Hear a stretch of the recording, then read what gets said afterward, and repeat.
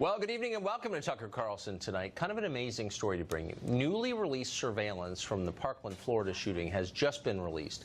It shows former Deputy Scott Peterson, the person in charge of protecting the building, arriving outside at the moment that Nicholas Cruz was conducting his rampage. Peterson then stood around for several minutes as the shooting occurred and did nothing. 17 died.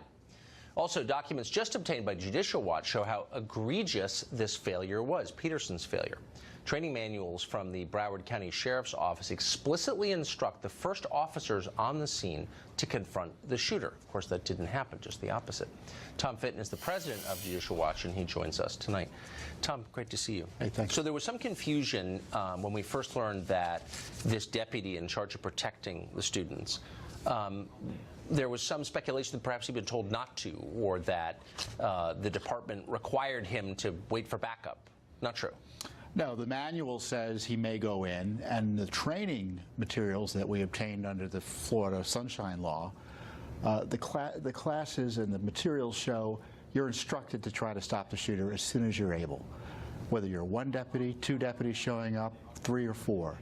And the language is pretty striking. They say every time you hear a shot, you can presume another person is being killed.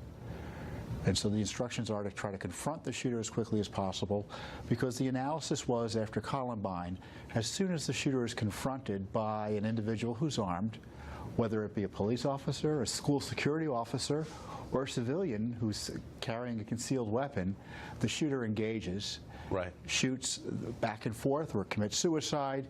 Either way, the shooting of innocents stops.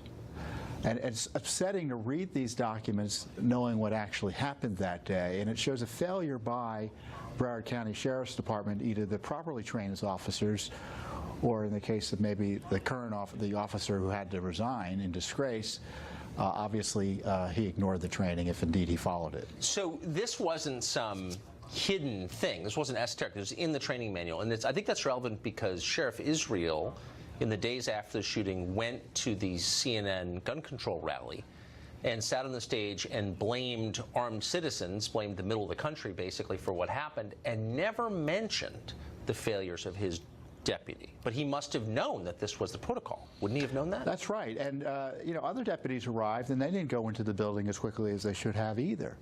And they talk about, if you have 4 deputies go in, you're supposed to form up in a quad, they call it, a diamond formation, and go in and confront the shooter. It's, you know. So there were, just to be clear, I think there were 4 deputies outside armed during the shooting, and correct? Who did not immediately enter the building. Peterson was there, 3 others showed up, and it took them a bit to enter the building. And Peterson should have been there immediately.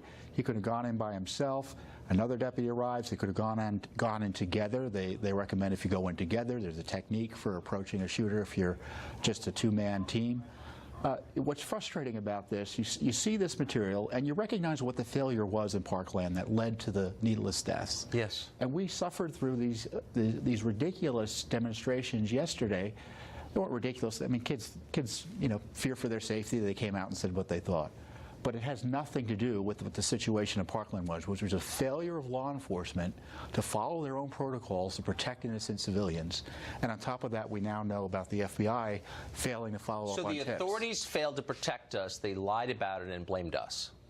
That's right. And now the talk is, with the politicians, we're going to take away guns. And it has nothing to do with protecting kids in schools. So rather than accept blame, they turn it outward on the population. They're incredible documents. And, you know, frankly, your viewers should go look at them. They're going to be pretty darn upset when they see what the training was, because they're going to see the training as being extremely informative.